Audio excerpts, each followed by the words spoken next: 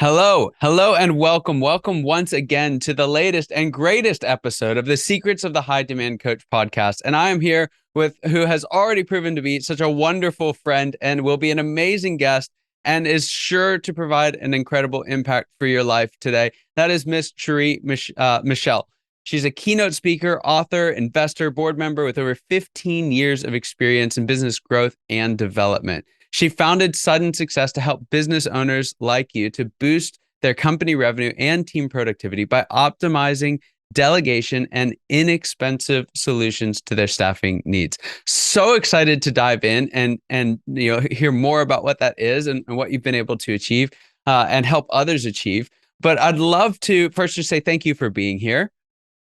Thank you for having me. How you doing today, Scott? And I'd love to just open up with your story. Tell us a little bit about who you are and a bit about why you got into what you're doing with Sudden Success and how you got into it. Okay. Well, I'd love to tell you. So I am Sheri Michele. I am a natural born entrepreneur. And for all of us natural borns, I know you know what I mean. My first business was second grade. And I think I was a little late for some of us. My current business, Sudden Success, actually came out of failure. A lot of people who are listening probably have the fear of failure. I think every entrepreneur has to go past that. So I built a business from it. I did a flip in 2017 that went miserably. It went so bad. It was terrible. It was terrible. I lost $100,000 in that flip. I know. It hurt my feelings too. I was in the fetal position in the bathroom and everything, child. So out of that, I learned about business credit. And so then I started helping entrepreneurs learn more about business credit. And then when I started doing that, I learned that entrepreneurs didn't know how to set up their businesses. So every single thing that my company offers now is based on a failure that I've had in the past. Wow. I failed at hiring. I failed at setting my company up correctly. I failed at business credit. So I just lumped all of that together once I learned how to do it properly. And now I help entrepreneurs do it every day. That's fantastic. And it's stunning how frequently some really painful episode is what leads us to some of our biggest breakthroughs and the areas that we can create the biggest breakthrough for others. So I love that you've been able to do that and transform that. So on that line, tell us a little bit about the work that you do with your clients. What would you say is the most important work that you do? The absolute most important is I help entrepreneurs stop being tied to their business. So we offer virtual assistant servicing, which basically we help you find inexpensive employees to help run the day-to-day operations for you. So you can walk away. A lot of us start businesses because we want to make more money and we want to have freedom to be with our families. And, we want to be like Instagram and have the Ferraris and on yachts drinking champagne. And when we actually get into the business mode, the reality of it is we're working from sundown to sundown. And even if we're at birthday parties or we're at graduations, we're not actually there. We're on our phone doing this, like, oh, I got to get this email. I got to get this proposal out because we're in the grind of the business. So I give people their lives back. Wow. You can be the business owner and you can be at the birthday party at the same time. Yeah. Present. Yeah. You can sleep. That's fantastic. And it's one of the great kind of ironies almost, but it's a sad one of entrepreneurship is we start for freedom and autonomy. And the very, very first thing that you find out is there's nothing very freeing or autonomous about this. And there's this trap that folks fall into that I'm sure you bump into all the time. It's like, if I can achieve this, then I'll have more of it, right? If I can get the next sale, then I'll be able to take some time off. Or if I, can hire another person, then I can step back. When the reality of it is that, yes, the next sale is helpful and hiring other people is a wonderful thing. But there's something fundamental underneath that you have to change for that to really work, for it to actually amount to the freedom and autonomy you're looking for. And you're smiling. So I know we've struck a chord here. So tell me a little bit about what's going on that's preventing entrepreneurs from achieving that freedom that they're looking for? What it's what I call it is the CEO lane. So there is a lane that CEOs are supposed to stay in. And as a business owner, because there's stages to this, there's levels to everything. So when you get started, you are doing everything yourself. And that's fine. That's great. That's fantastic. We want you to do that. You need to know everything about your business so that you can properly teach it to somebody else. Right. But what happens is, especially to my female clients, and I'm pointing you ladies out, what happens is as we grow into our businesses and as we start doing everything, we become emotionally attached to them. They become our babies. They become our life. They become our personality sometimes. And so to let that go and let somebody else handle it is difficult for us because we're just like, oh, I can do everything myself. Well, what if they can't do it better than like what if they can't do it like me? I can't do that. So CEO lane is where you need to be. CEO lane includes 3 tasks. Number 1, the vision. If you are handling everything in your company, you can't have a vision. Your mind is too convoluted with the day to day to even be able to see clearly to know how to grow your company. You can't see it. Yeah. It's stuck in your accounting and marketing. It's in between there somewhere. it's in a file buried deep back in the mind. Yes. So that's number 1. Number 2 is to find the people who can bring that vision to life. Yes, nobody is going to be able to grow your company the way you can. But what if they can do it better than you? Nobody ever asked themselves that question. They can't do it like me. What if they can do it better? Yeah. My team is brilliant in areas that I am not. Absolutely brilliant. I can never do what they do, ever. Yeah. And I give them the utmost respect for that. And they know it. They get plenty of praise. So definitely number 2 is find the people that will bring that vision to life. And number 3, figure out how to pay them. Your day should be only money making activities. Accounting is not going to get you money. It's going to save you money, but you can pay somebody to do that.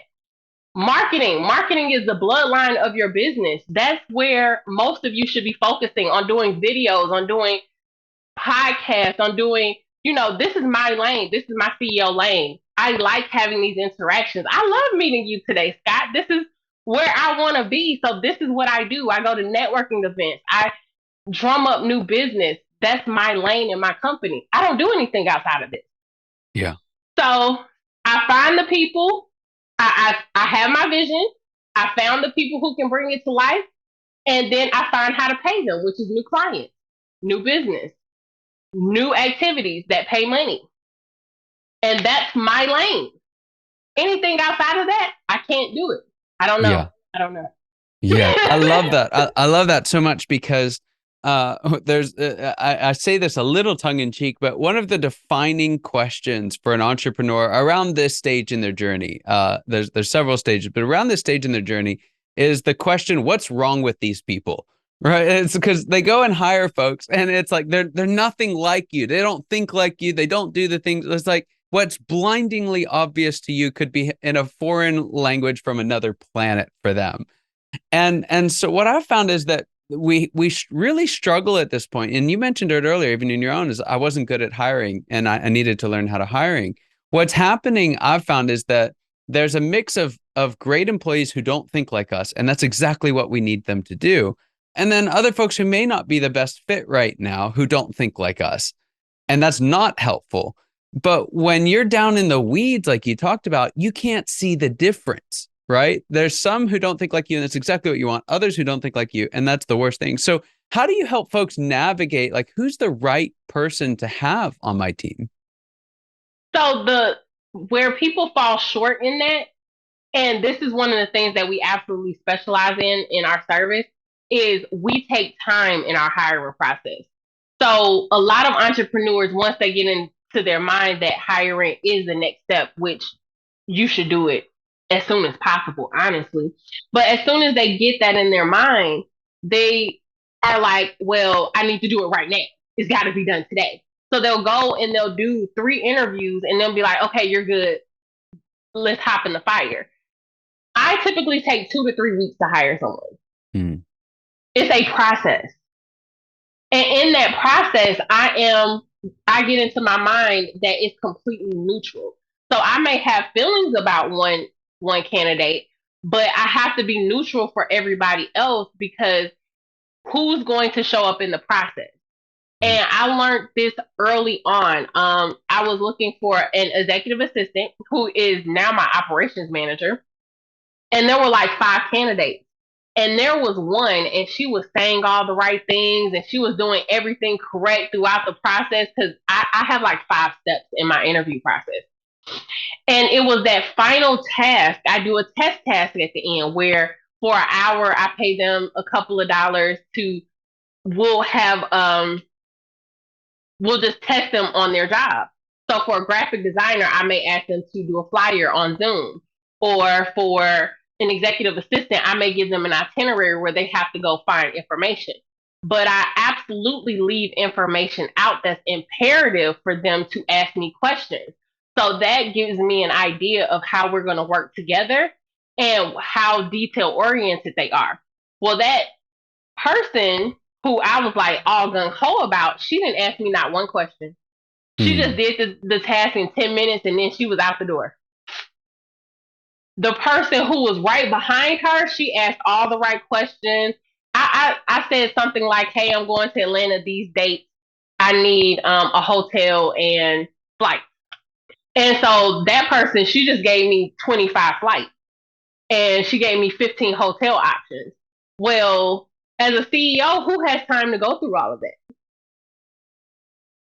But the person who I ended up hiring, who 2 years later is still with me, and one of my most valued employees, she was like, well, what part of town do you need to be in? What's the address of the location that you're going to? What time of day are you trying to leave? Are you looking for a morning flight? Do you prefer an airline? Those are the type of questions that I needed that person to ask me.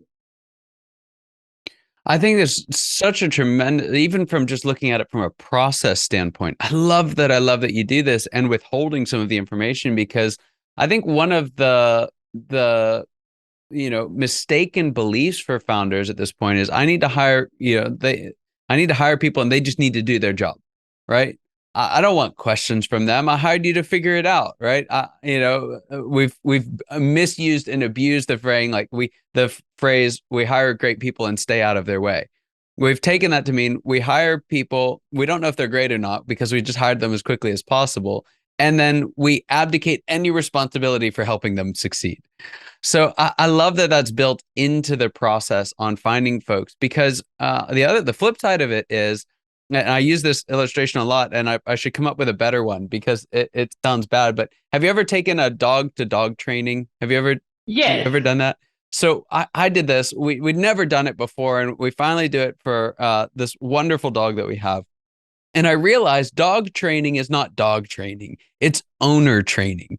Right. We didn't go there for my dog to learn these commands. We went there for me to learn how to manage my dog.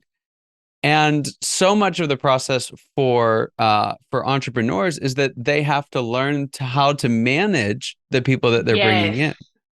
And so, again, I just love how you have that built into what you do.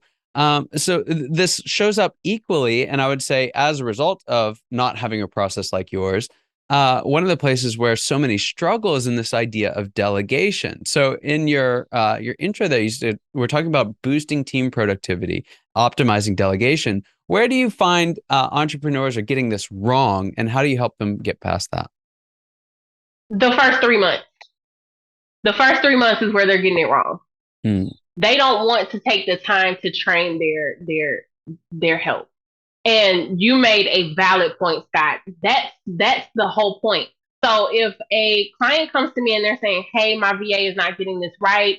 Hey, I don't know. And for anybody that doesn't know, VA equals virtual assistant. So my employee isn't getting this right. I keep giving them something to do, and my follow-up questions are typically, okay, so what were the instructions that you gave them? How can What were the follow-up calls that you two had together about this task? What expectations have you set up for them, or what training did you provide them so that they know how to do this? Did y'all get on a Zoom? Did you have a PowerPoint presentation for them? Like, did you have a course that you wanted them to watch so that they could learn how to do this? What was your training? And in having those conversations, they're finding out I didn't do my part to set this person up for success. Yeah. So the best way that I can tell your audience and the people who are watching right now, think of yourself in a new job. Think of yourself. Now, as entrepreneurs, we're already a special case of employee. We're going to come in, we're going to be fantastic, leave us alone. We got this after you train us. But you have to train us. And we get highly frustrated if we don't know what we're doing or what our expectations are. Well, your employees are the same way. You can't say, okay, well, here's my book. Have at it. No. To create free thought, here's the task. If you need help, ask me. I'll work on this for an hour or two, and then we'll catch up later. This allows two things.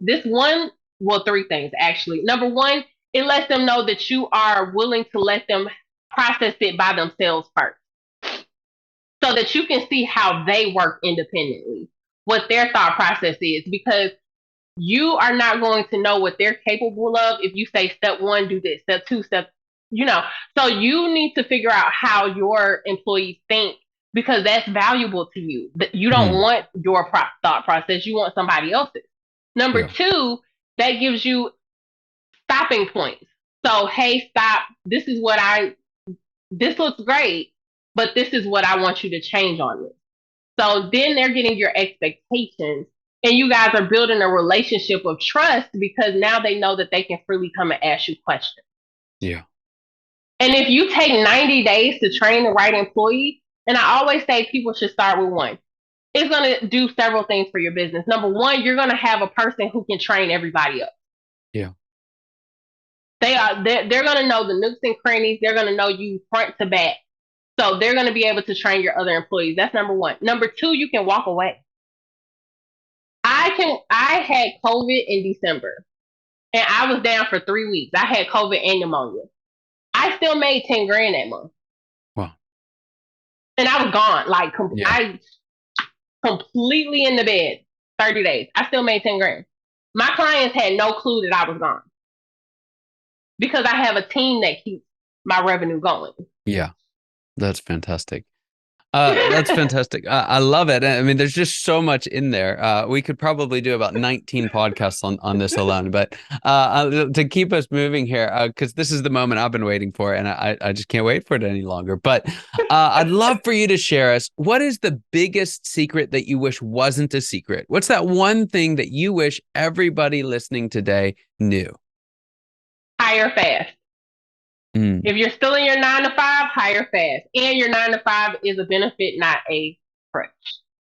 Wow. Share a little bit more on that, because you're onto something. So I know a lot of you have seen people saying, well, work for yourself, work for yourself. Everybody doesn't work like that. A 9 to 5 offers you the ability to have money coming in to take care of yourself, because if you're worried about your rent, you can't worry about your business. And it also allows you the money to invest in your company. So if you hire fast while you have a 9 to 5, train them during your 5 to 9, then they can work your business 9 to 5 while you're at your 9 to 5.